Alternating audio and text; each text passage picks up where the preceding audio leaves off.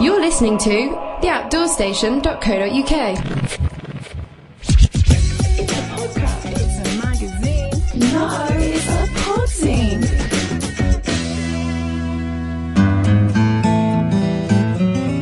Hello and welcome to another Podzine. Well, I don't know about you, but autumn in the UK, October, November, is a time Rose and I always associate with fungi and mushrooms.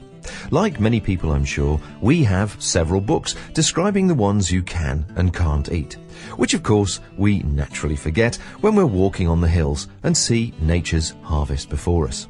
There's always a nervousness, isn't there? It's all about clarity, and sometimes the more we read, the more confused we become. As luck would have it, a friend passed on some information recently about a group who might be able to help. A group who, as it happens, were gathering last weekend. So Rose and I ignored the impending cold rain and set off to Shrawley Woods near Ombersley in Worcestershire. Incidentally, if you do have one of those books to hand, it might be useful to refer to it during this podcast. My name's Diana Bateman, and myself and my husband Tim, we're leaders of the Worcestershire Fungus Group, and that's who you're walking with this morning. And is the Fungus Group part of a global, a national range of groups? There is a national range of groups. Not every county, sadly, is represented, but there are quite a few groups around who all do the same sort of thing, go out at the weekends and study fungus. And what are we sort of hoping to see today? Well, to be honest, you could find anything from something extremely common to something extremely rare. It's a little studied group, the fungus. They're a very underestimated group, and because there's so few people who are actually experts, it is quite surprising some of the things you come across. You can never guarantee what you're going to find. So how long have you been doing this? Tim and I have been studying fungi, I should think, for something like 20 years. But it's only in the last, I suppose, 10 years or so that we've actually been leading a fungus group. Is there a certain amount of responsibility, I suppose, as regards fungus that you could eat? You have to be very, very definite about what you found. Right. Well, we don't claim any responsibility for what anybody eats at all, but we obviously do give guidance. The whole purpose of what we do isn't solely to go out and collect for edibility, but we do teach people how to learn to identify if they want to go out to seek fungi for that purpose.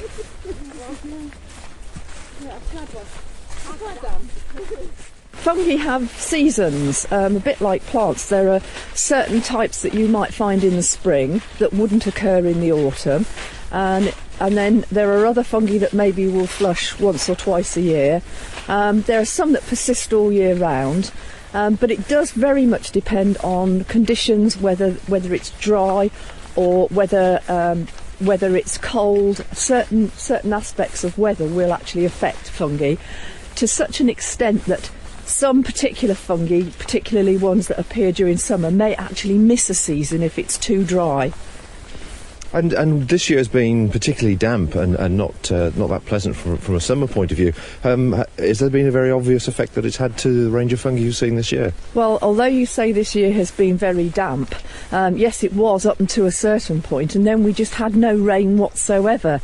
We seem to have had all our yearly rain in one spate at the beginning of the season, and the way that's affected the fungi is a lot of them haven't appeared until extremely late this year.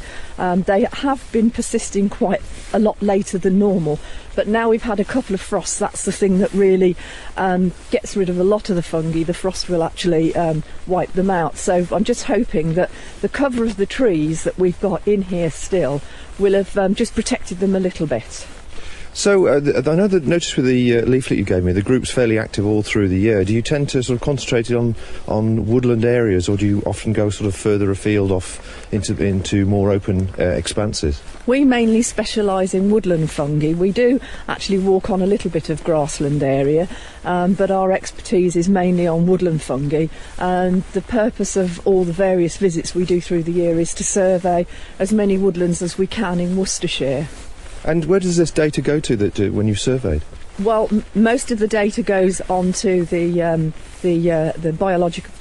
biological records office, who obviously keep it locally as an important source of information on fungi in Worcestershire. But it also gets passed on to a larger network, onto the British Mycological Society database.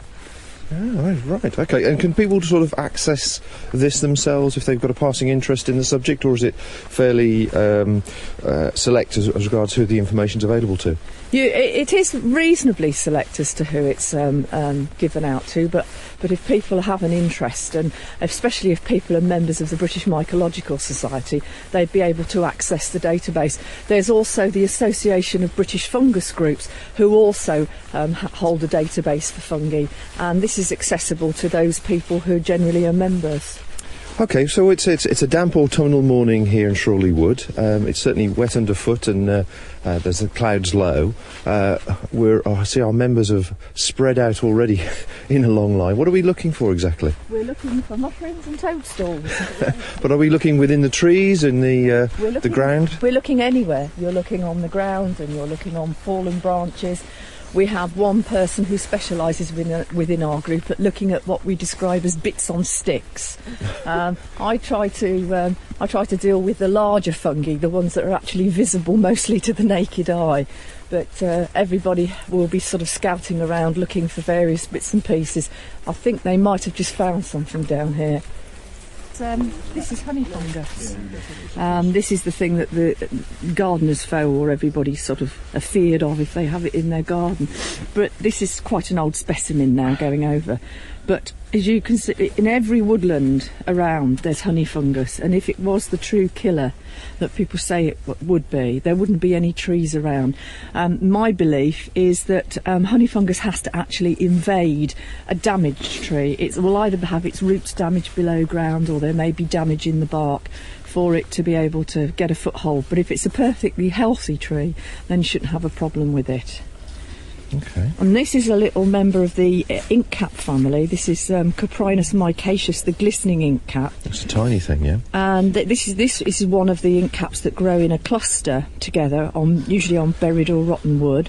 One of the decomposers of wood. Well, in actual fact, that's what all fungi do, is they're here to help decompose matter around. Oh, okay. And the inkcap family were used originally, where they got their name from was because they were boiled up to actually extract a black liquid from them, which made ink.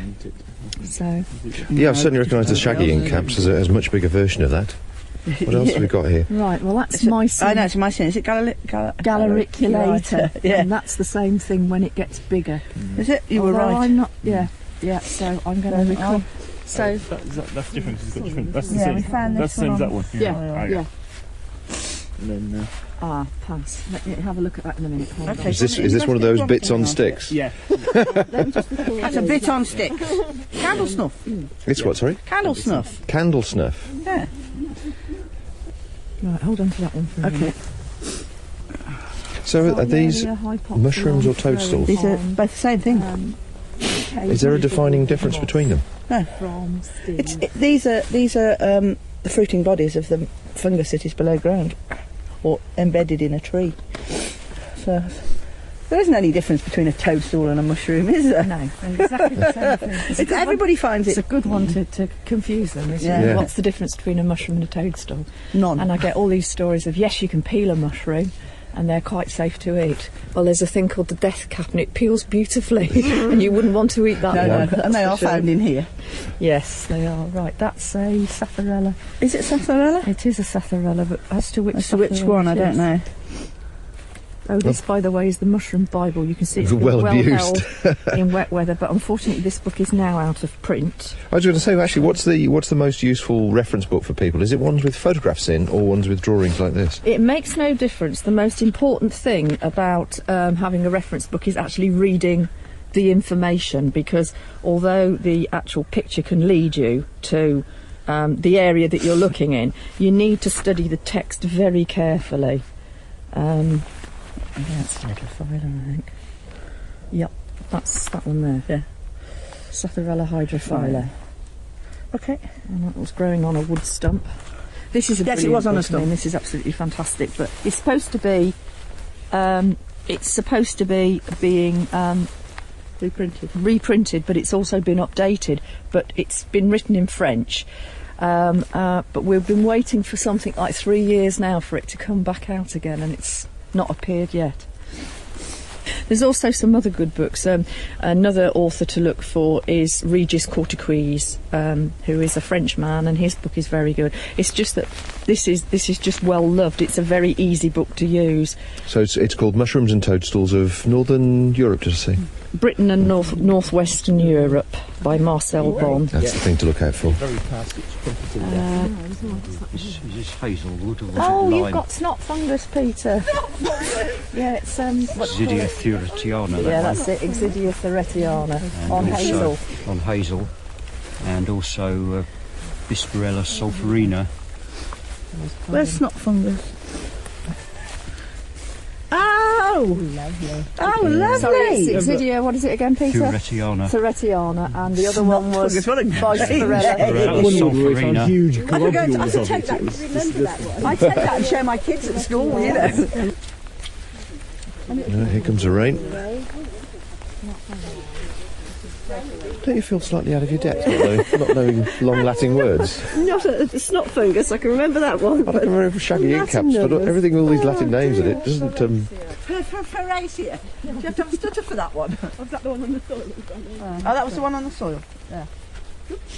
It's not like going out with Hugh Fernley Whittingstall, is it? No. This would be nice with parsley. Yeah, absolutely. What that one is. I'm going to record that without people telling me. It is Euromyces muscari growing on dead bluebell stem, and from Oriole we had Tuberia ferteracia growing in soil. My glasses off so they don't fall over. Are you finding it interesting? Yeah, so fascinating. We were just saying it's all the Latin names and so on, Yeah. and the confidence that goes with it. I think the unfortunate thing is that a lot of these fungus only come with Latin names. They've now brought out a whole list of new English names to try and make it a bit more user-friendly. Some of the fungus do have common names, but a lot of them unfortunately just come with Latin, and it's quite difficult when people first start to get to grips with it. But sorry? Sterium. Yes, hairy sterium. On what we're looking at there. A wood. I know it's wood, but it's a piece of lime. Yes. And this is an interesting woodland Shrawley, as it contains small leaf lime, which is quite uncommon, and there's a huge amount of it in this woodland. And there are times when we're walking around in the summer when there aren't a lot of toadstools about, so we're apt to sort of look at anything else that's around just to make the walk interesting. Flower. Crisp packets, Coke cans. They come into the list. Syrian hirsutum are growing on fallen piece of lime from Oriole. Is there anything relevant in there? Don't know you, but I can't see what they can find. It's obviously well camouflaged, but they're picking things up all over the place, and I can't see. I'm just walking through. We're just used to walking, aren't we? As opposed Yeah. to stopping and looking carefully. The trouble with doing this, it gets quite cold as well, because see my poor old bomb's getting wet again. I don't know how it's ever survived. Shall we go into the exciting place?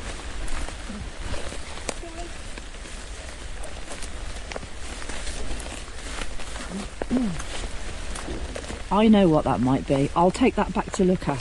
I noticed you sort of taking a smell, Yes. having a good sniff underneath I've there. got one What's here. the difference between them? Right, well, some fungi have distinctive smells that can help you to identify them, and or even lead you in the direction of identifying them. And I brought this one along here, which I just found down there. Can you smell that? It's got a slight... Sort of aniseed. yeah, that's it. And that, I know it's a Clitosobe because the gills are running down the stipe and it's decurrent, and it's a Clitosobe shape, which is a funnel shape.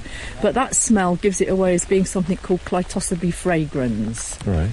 And that's, you know, there are a few in that group that actually do have a slightly aniseed smell, but that one is quite, you know, distinctive, and you do get that aniseed smell. I mean, you can find fungi around that smell of coconut, of crab meat, of really strange things, but it does sort of lead you to have a distinctive smell that helps you to identify. Do they all have a smell? No, not all of them. Some of them have relatively no smell at all. Some of them just smell mushroomy, and some of them just smell plain revolting. You know, you always have to make sure when you're looking at fungi for identification that you've got them in good condition. One of the other things that's quite important is to get the whole specimen, to get the whole thing up, because when you're looking to try and find what they are, sometimes, as the one I showed you previously had characteristics on the stem, or stipe as it's correctly called, you need to get all of that intact, and sometimes they have a bulbal base on things, so that you need to be able to see that to be able to help determine what it is that you've got. Right. This is a nice edible mushroom, highly prized. This is called by the French trumpet of death, or trumpet de mort, and we call it horn of plenty. I don't know why they call it trumpet of death, presumably because it's like a black trumpet. But it is a prized edible fungus from restaurants. It's quite an expensive one on the market. We do find a bit of it around in here, but we have to be very careful of what we're looking at here, because Oriel always manages to pick. There is quite a rare chanterelle that grows in here. I'll hang on to this so that if we do find the chanterelle, you can see the difference. This, as you see, has got no gills underneath it at all. It's completely smooth. Craterellus cornucopoides is its Latin name, but the black chanterelle looks very, very similar, but the black chanterelle has recently been removed, but was on the red data list of species, but I don't think it's on there anymore. The red data list being what? Red data list will be exactly like you have with rare orchids or rare butterflies. They're regarded as being endangered species, not found a lot. But as I explained before, it may be because these things are under-recorded rather than their actual rarity. This is the only site where we do ever find... We only find them here, don't we? Find those elsewhere. But you shouldn't pick black chanterelles because of their rarity. And they're not particularly good as an edible species anyway. But so are we looking for the chanterelles on the ground, or is it the sort of thing on birch? You can imagine how difficult that was to see. Yeah, I was amazed you spotted it. The leaflet. Absolutely amazed. Yeah, well, you do get this sort of what we refer to as a shrooming eye, where you can actually sort of... you know, you hone into them. I mean, we've got one guy who does walk with our group who's not here today, and he spots the tiniest of little mushrooms that you could possibly imagine. Big ones he falls over and doesn't see, you know, but... so that's Craterellus cornucopoides growing in little area.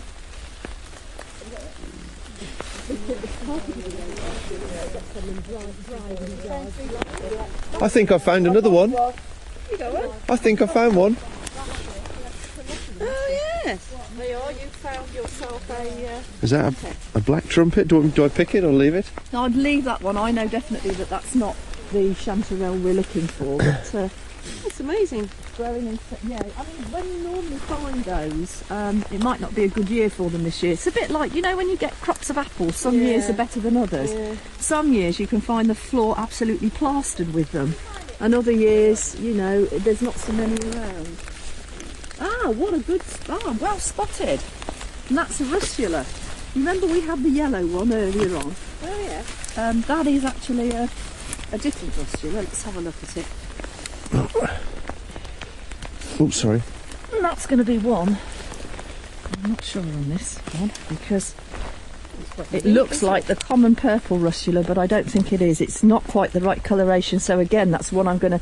Obviously, standing around looking at these things in the pouring rain is not quite so simple. Yes. So that's Sunday afternoon's revision. See, look, there's a little tiny mycena here. And again, that's going to be one that I'm going to take back with me to look at. But we'll actually get you recorded on record. A purple russula to be identified this afternoon, found by Bob Cartwright. So you're now on the record. I'm on the list. So how many fungi are there? Is there like a couple of thousand or more? Of the larger fungi, there'd probably be about 8,000. Fungi all told, including microscopic, there's probably about 22,000 species in Great Britain. And when I started doing studying mushrooms and toadstools, I thought it was going to be relatively simple. I bought myself a little tiny pocket guide with about 50 mushrooms and thought, I'll soon suss that out.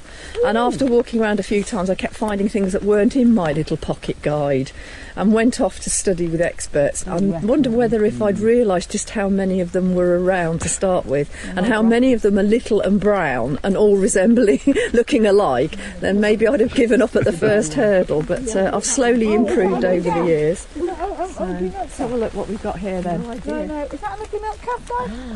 That's, yes. Oh, There you yeah, go, spotted. Spotted. Now, the question is... It's a whole... Now the question is, This is them. is it or isn't it? Hang on, yeah, this is it. Oh, I knew that's- we weren't far away. there. Yeah. There you are. Now that is a black chanterelle.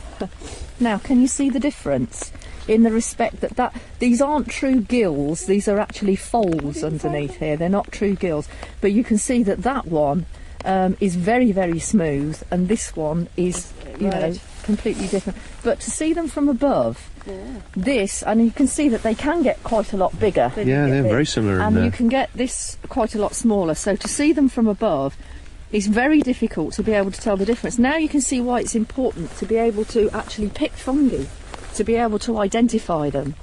There is a lot of talk at the moment whereby a lot of people are banning people from collecting fungi in woodlands. One of the reasons being that there's a lot of wholesale collection done for purposes of selling on to restaurants, etc., for commercial purposes. A problem when this is done is nothing is recorded. Literally, everything is swept up from the woodland floor. And what they then do is not bother... Literally, somebody will be at the other end who knows what they're doing, and they'll pick out the edible ones and throw all the rest away. So no records are ever taken. But you can see that for the purposes of identification, you need to be able to pick the fungi to look at it, because from looking from above you would not be able to determine whether those two species were different or not. And just referring to these two species, that's the black... This is the trompette de Moor. and that's an edible one. This is edible. And the chanterelle... This is edible, but it's not particularly brilliant. But because of its rarity, we would never consider picking it for edibility. Right. And this is why, if people are collecting the Horn of Plenty in this woodland, I do ask them if they can sort of almost, as you can see here, if you sort of turn it over a bit, you can see whether it's got these folds underneath or not. But I will record that because it's nice to find that one yet And again. it wasn't me. And there is... I found one.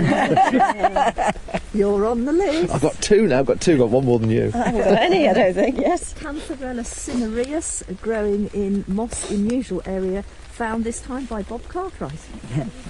This is the Coriolis versicolor, the turkey tails, and you can see where it gets its name from because it's got this sort of fan shape on it. This is one of the fungus that has been... This is a sort of a recent name for this. I always think it should be called pencil shaving fungus, because if you imagine what it looks like when you're sharpening a pencil, what comes out of a pencil sharpener, it looks very similar. I must admit, I was looking for big things. Some of these are very small. They're tiny. They're walking around with these like really strong magnifying glasses, identifying it, which is it's understandable what they're trying to do. But you know how you have this perception of what we were thinking we were going to see and look for. Yeah, my basket's Your a bit basket. ambitious, isn't it, really? You look rather greedy, actually.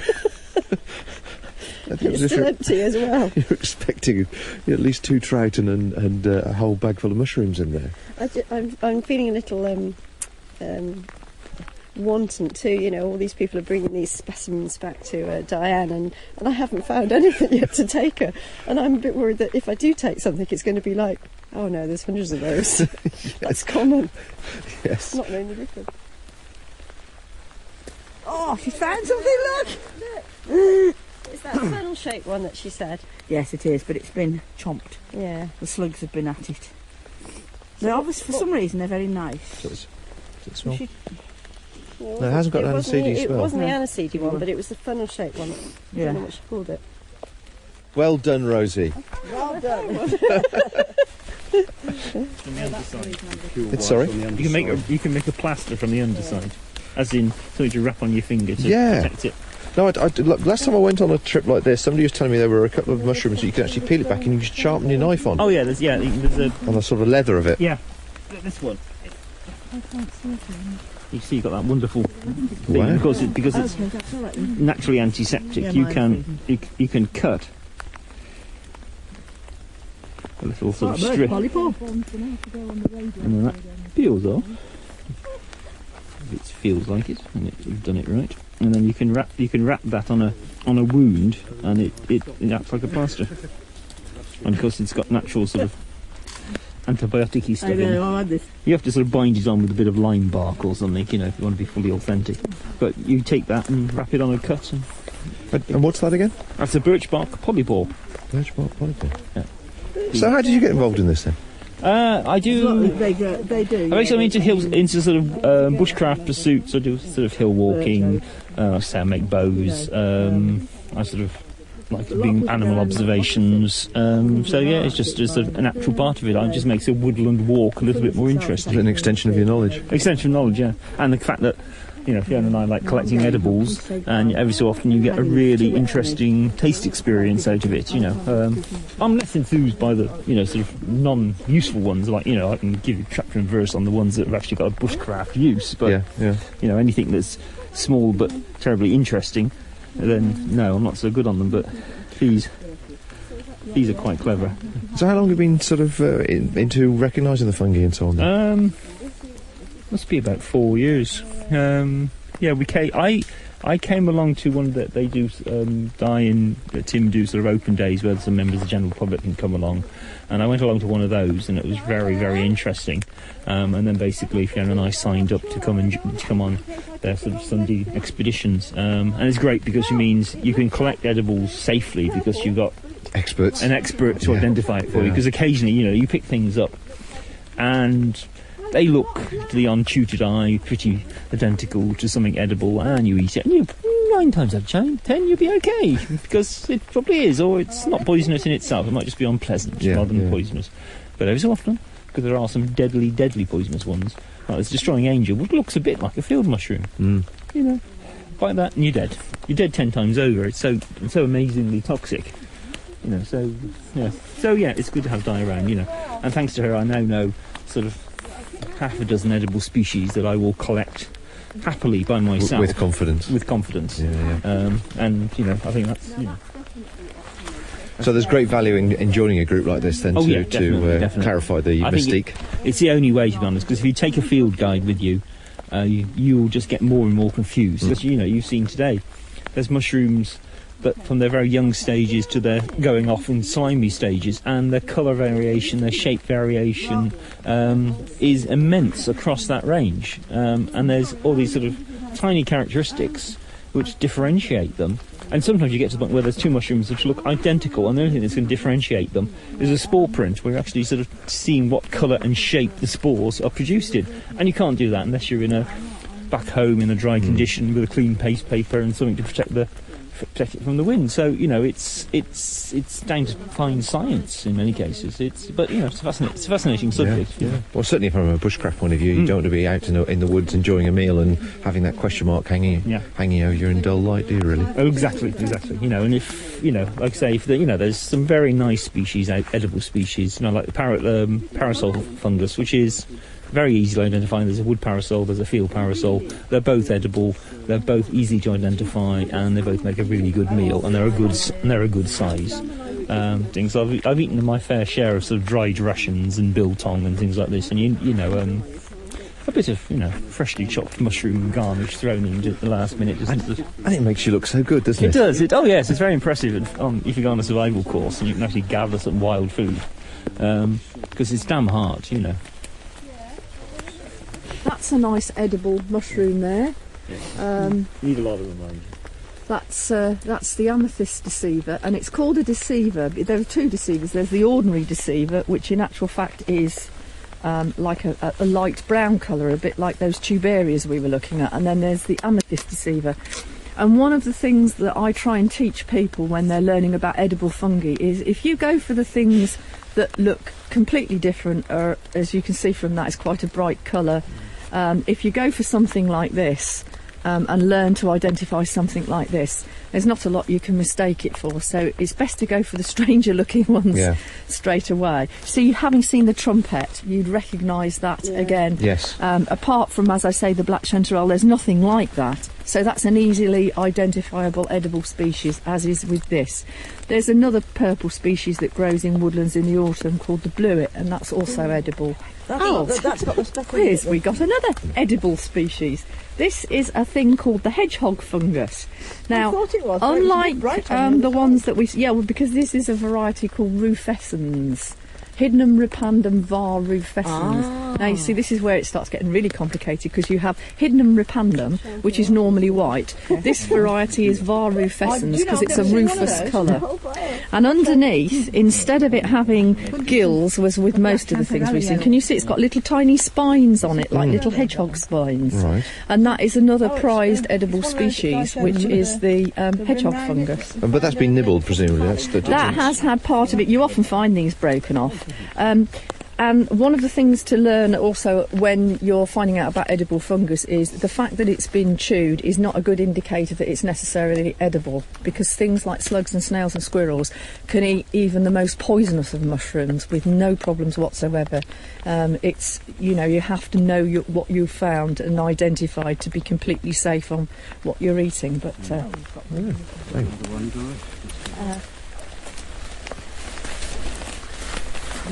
poisonous doesn't necessarily mean that it will kill you. There is a differentiation between poisonous and deadly poisonous, and deadly poisonous is exactly what it says. And there'd probably be about 20 species of deadly poisonous fungus in Great Britain, whereas there's probably about 100 very good edible species. Right. And the poisonous, the sort of...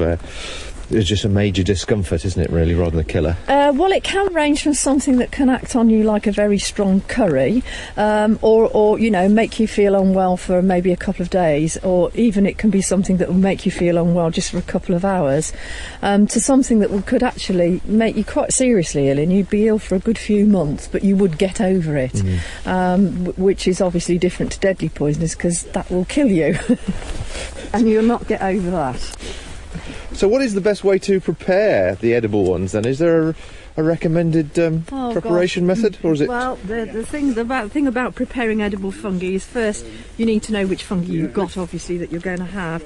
Some of them get prepared in very different ways. Most mushrooms you don't peel. It's better to keep the actual peel on them, because any of the vitamins and minerals, etc., are underneath the skin of a mushroom, so you should really just wipe the caps with a damp paper towel was probably the best method. Some fungi are better sautéed, some can be used in stews. Really, the ideal thing is to get hold of a reasonable cookbook that specialises in wild fungi, to give you some helpful advice and tips. I mean, we normally, if people find a good crop of something to eat, normally give them a bit of a recipe to go with it. You mentioned earlier the shaggy ink cap, which you knew and could recognise. Well, I had written a recipe for that one, whereby you have to make sure that the toadstool is completely white all the way down to the bottom and not beginning to go black. And if you take out the stem from the middle of it and fill it with a similar size piece of brie or camembert, and then dip it in egg and breadcrumbs and deep fry it, you have the cheese melting in the middle, and then you have the mushroom overcoat and a nice crispy coating on the outside, and serve that with some red currant relish. Wow, that sounds wonderful. Now, interesting you should mention that about the shaggy ink cap, because I'd read somewhere else, now correct me if I'm wrong, that if you ate it and ate it with alcohol, mixed it with alcohol, it actually turns into a bit of you get indigestion. Where you may have got that story confused is that you can actually eat shaggy ink caps, and there's no problem in having alcohol with them. But with some of the Comprinus groups, and mainly there is a very common ink cap that you see around, you shouldn't eat that with having consumed alcohol 36 hours before or 36 hours afterwards, because it contains a substance called antibuse, and that was one of the things that was originally used to help cure alcoholics. It can give you extreme extremely unpleasant effects. If you eat the fungus with alcohol, it causes sweating and nausea, very, very unpleasant. And that substance has now been produced in laboratories now, and it's now known as beta-buse. Normally we would have probably a few more people, but I think most of them have been sensible and had a lie in this morning with a cup of tea, and I'm beginning to wish I was one of them. Do you know, I'm completely lost now. Well, Diane, thanks very much indeed for taking the time this morning. And unpleasant as the weather has been, the company has been excellent and the knowledge has been most informative. For anybody that's interested in doing this around the country and obviously getting hold of their local group, how would you suggest they do that? Well, if they go online and look at the British Mycological Society or even the Association of British Fungus Groups, certainly the British Mycological Society will have a list of local recording groups, and it will give them an indication as to whether there is one in their area or where the nearest group would be. And is there anybody else or any other website they should use for reference if they haven't got a group near them that they want to actually start sort of developing their own knowledge to open their eyes to what to look for? Usually if they go into most things, you know, if you look for things related to mushrooms in any way, I mean, mind you, if you do put mushroom up, obviously you get hundreds of hits coming up and it gets a bit confusing. But those really are the British Mycological Society and Association of British Fungus Groups are the only people in this country who actually, you know, have local sort of groups attached to them, as it were. So anybody in the Worcestershire area, if they wanted to have more details about you and come along on the next trip, how can they get hold of you? Right, well, they can write to us. That's Diana and Tim Bateman at Baytree Cottage, Uphampton-on-Bursley, near Droitwich, Worcestershire, and that's WR90JS. But next year we won't be starting our meetings until probably about midsummer. So if they write to us, we'll get back to them and provide them with a foray list of all our meetings when we've sorted them out. But it won't be for some time in the next year. Okay, well, the next one I come along to, can I wear shorts, please, and have a nice weather? The next one we've got is actually just before December, so if you wear your shorts, I think you're going to have very cold knees. We lost everyone. It certainly was a wet few hours, and it did take a while to get our shrooming eye tuned in to seeing fungi amongst the wet, deep autumnal leafy carpet in the woods. Diana did give us a handful of fungi to bring home, and certainly we now feel much more comfortable about identifying them in the future.